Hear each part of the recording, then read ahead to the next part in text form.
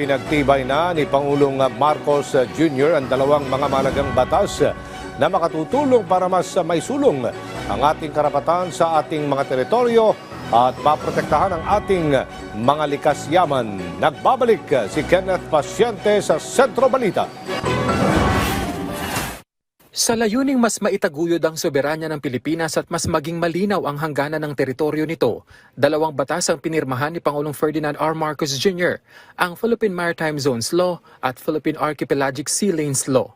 Ayon sa Pangulo, ang Philippine Maritime Zones Law ay layong magbigay linaw sa maritime entitlements ng bansa, gayon din sa saklaw nito na nakaangkla sa United Nations Convention on the Law of the Sea o UNCLOS. Magtatatag din anya ito ng maritime jurisdiction ng Pilipinas na magtitiyak na ang karapatan ng bansa bilang archipelagic state ay maliwanag na naitatakda para masiguro na napapakinabangan ng mga Pilipino ang yaman ng katubigan ng Pilipinas.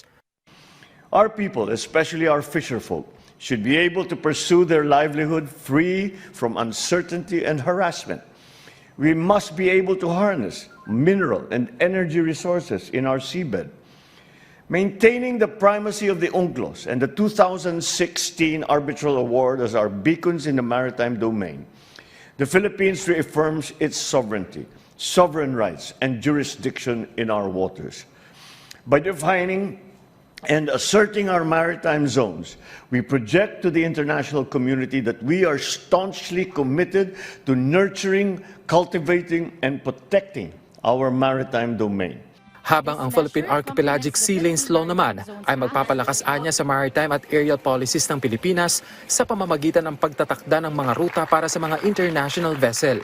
Sa pamamagitan nito, maiiwasan ang arbitrary international passage sa teritoryo ng Pilipinas o ang walang regulasyon na pagdaan ng mga dayuhang sasakyan sa katubigan ng isang bansa. Bagay na ayon sa Pangulo ay ipatutupad pa rin batay sa UNCLOS habang mariing pinangangalagaan ng mga prinsipyo ng pagkakapantay-pantay at paggalang sa ibang bansa. The designated archipelagic sea lanes and air routes aim to facilitate safe passage for foreign ships and aircraft without compromising our national security, nor diminishing our capacity for good environmental stewardship. These sea lanes will offer continuous, expeditious, and unobstructed transit for vessels and air transport, while obliging them to comply with navigational regulations and procedures, as well as with the air rules of flight safety and protocols. Dagdag pa ng Pangulo, mahalaga ang dalawang batas para maipakita ng bansa ang pagpapahalaga sa International Rules-Based Order. Pagpapakita rin anya ito ng paninindigan ng Pilipinas sa pagtataguyod ng maritime zones ng bansa, pati na ang pagprotekta sa maritime domain nito. Magtutugma rin anya ang mga batas na ito sa itinatakda ng international laws at pagpapakita ng pagiging responsableng kasapi ng Pilipinas sa international community.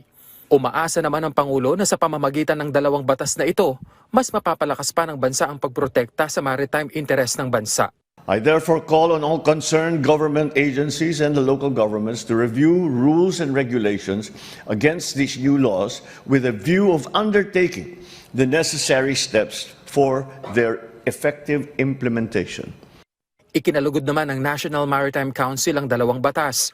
Pagpapakita lamang ito ng kagustuhan ng bansa na protektahan ang malawak na maritime resources ng Pilipinas. These important legislations underscore our commitment to adhere to international law, particularly the United Nations Convention on the Law of the Seas.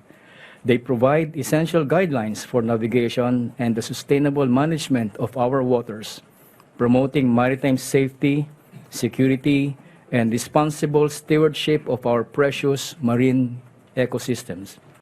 Pagbibigay diin naman ni Senator Francis Tolentino, ang Philippine Maritime Zones Act at Philippine Archipelagic Sea Lanes Act ay magsisilbing implementasyon ng 2016 arbitral ruling kung saan kinatigan nito ang Pilipinas.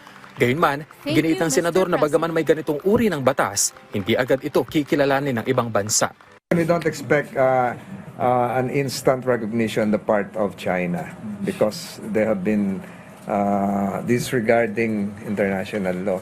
So makakatulong sa atin to kasi yung mga mangingisda natin, number 2, yung Republic Act 12065, alam na nila kung saan dadaan yung malalaking mga barko. Hindi na mauulit yung nangyayari dati sa Zambales, Santa Cruz area, Zambales, na yung mga bangka nating maliliit na babangga ng malalaking barko. Pero giit ng DOJ, mahigpit pa rin itong ipatutupad ng Pilipinas dahil hindi naman daw nakabase sa pagkilala ng ibang bansa ang implementasyon nito. Kinilala rin ng mga mambabatas at stakeholders ang determinasyon ng Pangulo matapos ang matagumpay na pagsasabatas ng dalawang panukala matapos ang nasa 18 taon. Kenneth Pasyente, para sa Pambansang TV, sa Bagong Pilipinas.